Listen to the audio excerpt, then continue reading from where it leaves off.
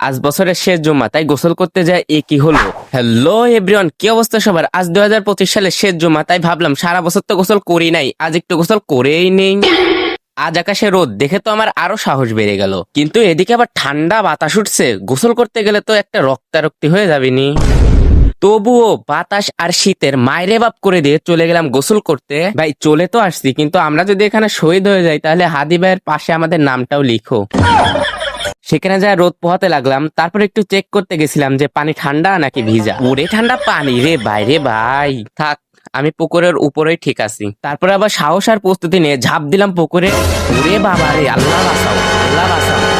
এমন করতে করতে গোসলও শেষ করে ফেললাম। এখন সুন্দর করে রেডি হয়ে চলে গেলাম জুম্মার নামাজটা পড়তে। এখন নামাজটা শেষ করে রোদে বসে বসে চা আর কেক খাচ্ছি। মানুষ এগুলো খায় সকালে, আর আমি খাই দুপুরে। তো আমি চা আর কেক খাই, আর তোমরা ভিডিওতে লাইক, ফলো আর সাবস্ক্রাইব করো। Bye bye.